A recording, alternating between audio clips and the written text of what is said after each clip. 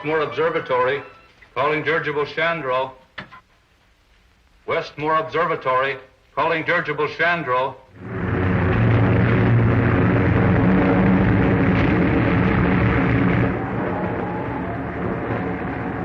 Not scared, are you, buddy? Well, I guess I was a little scared before you got above that blizzard. Keep a secret? Yes, sir. So was I. Well, I'm still scared. What for? We're up so high we can hardly breathe, and we're about to run out of oxygen. Westmore Observatory, calling dirigible Chandro. Flying too low now. Think on any more ice and snow? Calling dirigible Chandro. Westmore Observatory, calling dirigible Chandro. Good, they finally found us. Brayden, take the controls.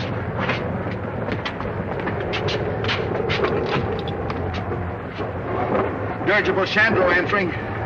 Go ahead, Westmore. I've contacted Miss Buck's voice. Hello, Chandro. Is that Lieutenant Rogers speaking? Buck Rogers to you, Professor. Hello, Dad. We're having a swell time. Are you all right, Buck? Where are you? Okay so far, sir. Still riding above the blizzard. What's your exact position? Can't say. Within about 300 miles, sir, on account of drift. Holding about 40,000 feet elevation. Have to stay here until we ride out the storm area. Think we can do it. Breathing is getting hard. Running low on oxygen, sir. I'm going to drop down a couple of thousand feet. I've got to have air.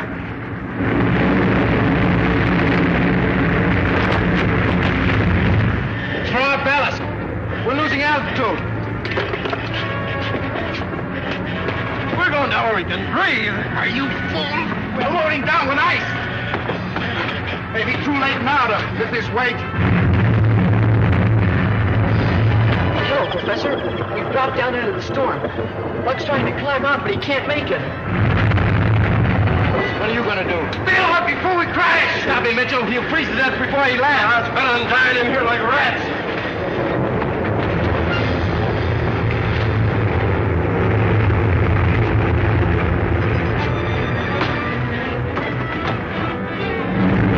Do you think there's any chance for them, Professor? I'm afraid they're likely to crash, but there is one chance. Hello, buddy. Can you hear me? Yes. Then listen carefully. Do you remember that tank of Navano gas I put aboard just before you took off? Yes, sir, I do.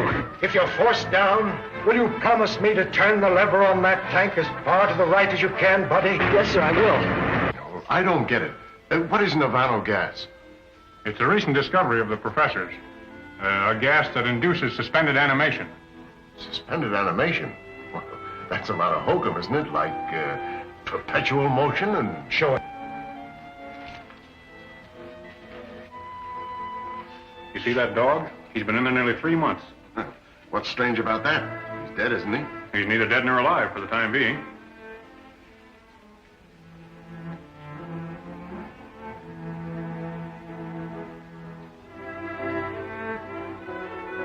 What do you expect the dog to do? Come to life?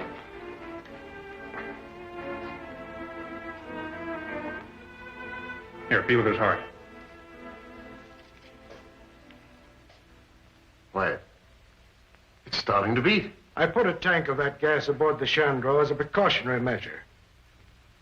If they were forced down in some inaccessible spot, I hoped it would sustain their lives until relief ships could rescue them.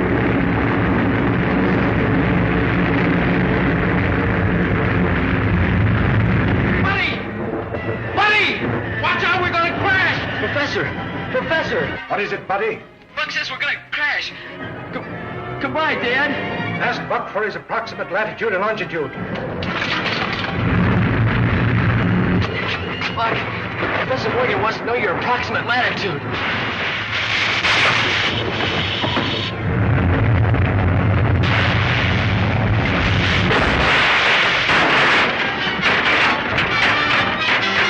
What's happened? Hello, Chandro. Hurt bad, buddy? Oh, not much.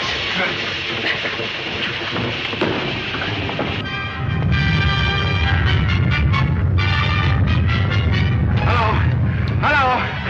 Chandro just crashed. Give me your latitude and longitude, and turn on the Navano gas.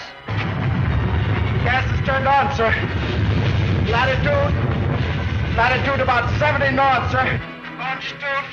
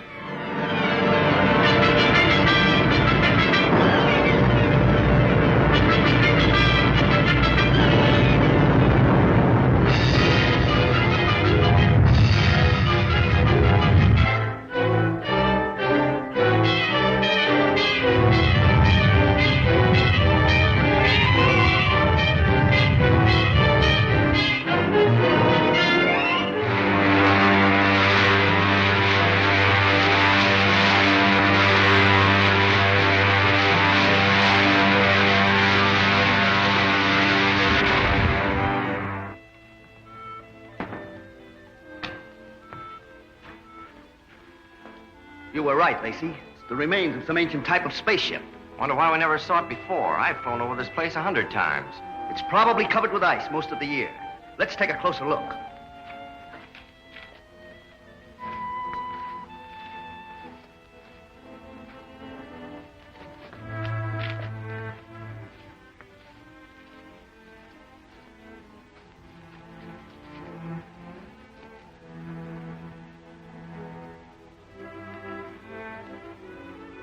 We'll use our disintegrator pistols.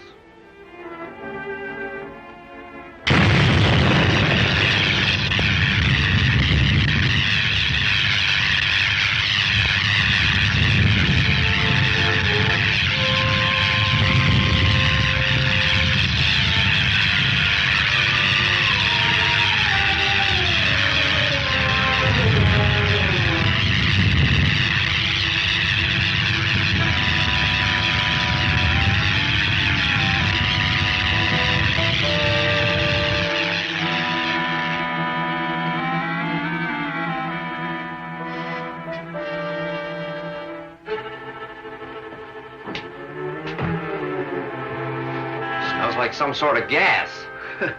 Certainly is an antique.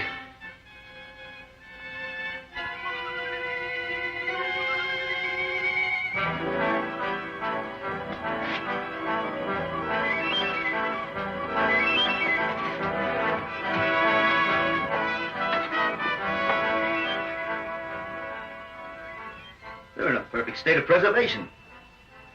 Must have been frozen since the ship crashed.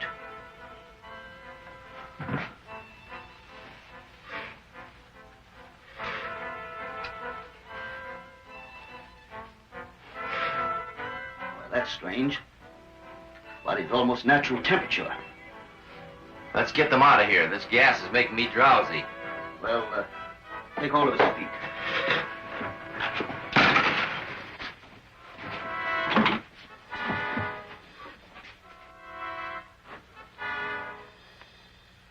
Why, he's alive.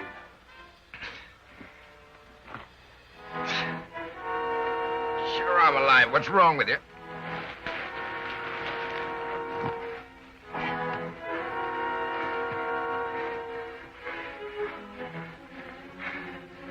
It's a funny-looking uniform. Buddy. Yeah. Buddy, snap out of it. He's all right. Professor Morgan's gas sure did the trick. How long have you been looking for us? Why we weren't looking for you? Well, that doesn't make any difference. You found us anyway. I think we'd better take him to Professor Huer. Our patrol ship is beyond that point of rocks. Now, wait a minute. March.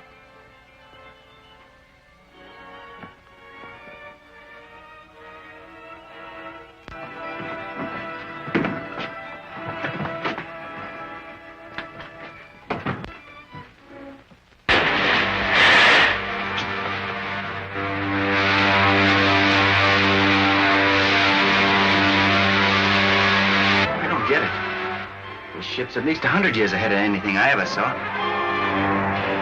I wonder how fast we're going. About 1,000 miles an hour at least. Polar Patrol, calling Operations Office.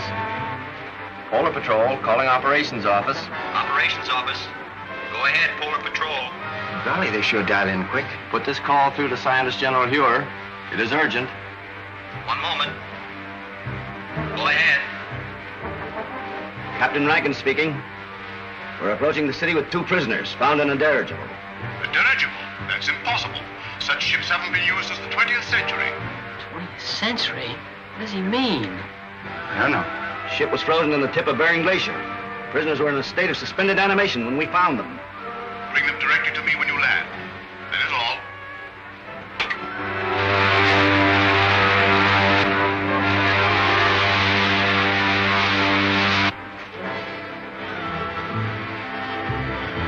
Buck, we're gonna crack up.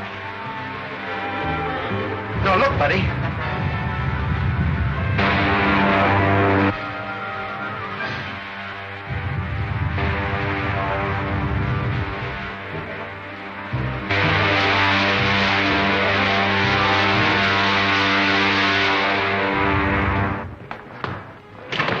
Scientist General suspects her. You're to come directly to his headquarters. Thank you, Lieutenant. Come along, men.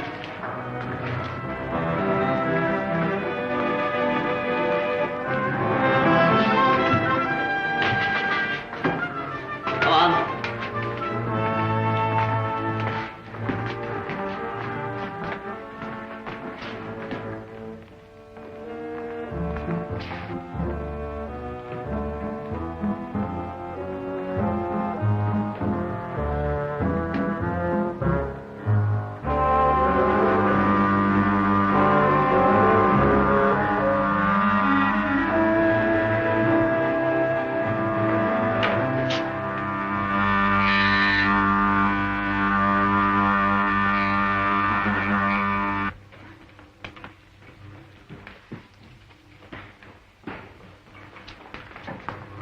Professor, you're... So what kind of an elevator is that, anyway? By radioactivity, it breaks down the atoms of the body to their component parts, and reversing polarity reassembles them wherever desired. Take my place, Lieutenant Deering. Follow our spaceship through the televi. How did you come to be in that dirigible? I was in command. We'd taken off from New York and were making a transpolar flight around the world when... What year was that? 1938. 1938? Impossible. Let me verify that.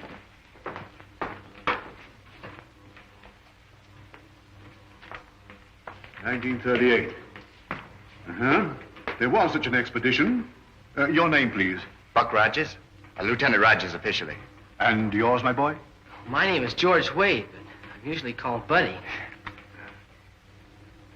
Nirvana gas. That explains it then. Rankin, we are witnesses to a scientific miracle.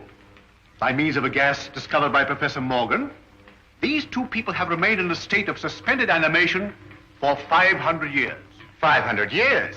That makes me old enough to be my own great-grandfather. But, Professor Hure, that's impossible, sir. Dr. Hure, Killer Kane has captured another of our pilots.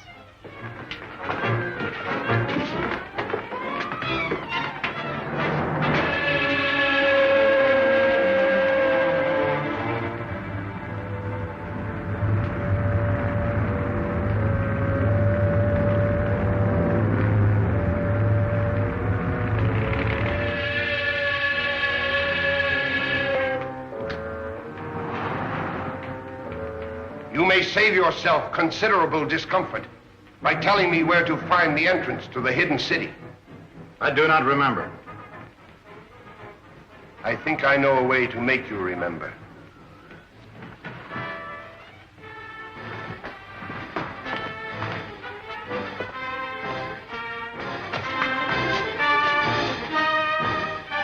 Look into that instrument. Look into it. Those men were once pilots of Dr. Hure's ships. Now they are living robots. Men robbed of all willpower while they wear the helmets I had designed for them. Shall I have you measured for a robot's helmet? Or will you tell me where the entrance to the hidden city is? I do not remember. Take him away. I don't understand, sir. Who is this man called Killer Kane? He is the result of the stupidity of the men of your century. You failed to stamp out lawlessness, and in the end, the criminal became stronger than the law. Racketeers, you call them. Today, they rule the world as cruelly as they ruled their gangs in your day. Well, isn't there any chance of help from an outside source? Only from men on some other planet. Another planet? Well, that doesn't sound very hopeful. It could be, but our spaceships seem unable to slip through Kane's air blockade. We've lost 5 thus far trying it. You mean you actually have ships that can travel from planet to planet? Of course. If you have ships that can travel that far, you know, I think I know a way of running that blockade. Well, if you have any plans, I'm ready to listen to them. But to me, it seems much hopeless. Am I right, Marshal Craig, in assuming that you can operate a plane from the ground at such a distance, mind you, by means of radio? That's correct, Rogers. Well, then, sir, why don't you send up such a ship as a decoy? While Kane's patrol is following it, I can slip through in a spaceship and get help from Saturn. We've already lost too many ships and crews. We can't afford to try it. It seems to me you can't afford not to try it, sir. Rogers is right, Marshal. Unless we get help from Saturn, our cause is lost. Very well, sir. You're in charge. Thank you very much. Lieutenant Deering, you will go with Rogers to establish a means of communication with Saturn, if you do get through to that planet.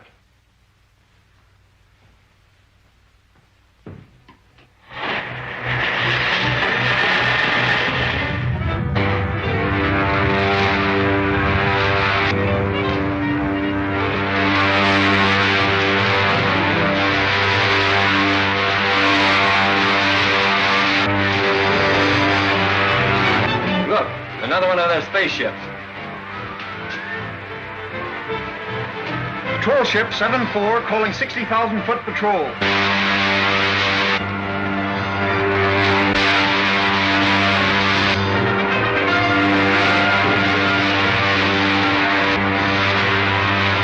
Shall I lay our course directly for Saturn now, Buck? May as well. Hey, Buck, look. They fell for it, all right. How can they fly that spaceship with no one in it? We can direct all the aircraft from the control room until they reach the outer atmosphere.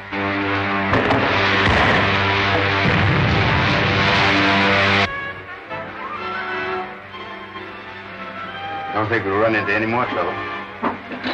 Why don't you take a nap, Wilma? I'll take the controls. Thanks very much.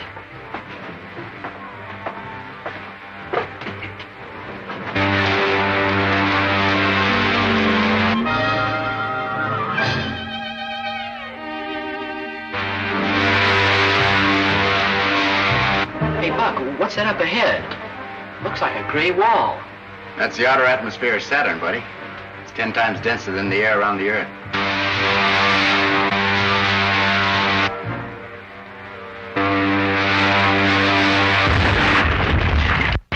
What was that? I don't know. Look, it's two of Killer Kane's ships coming up fast behind us.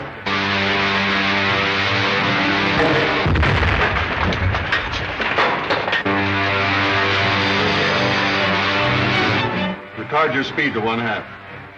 If we do, they'll get away from us. Don't worry about that. They'll either have to slow down or go up in smoke. Retarding rockets. If we enter that atmosphere at this rate of speed, the friction will burn us to a crisp. Look, they smashed some rockets. I can't fire them.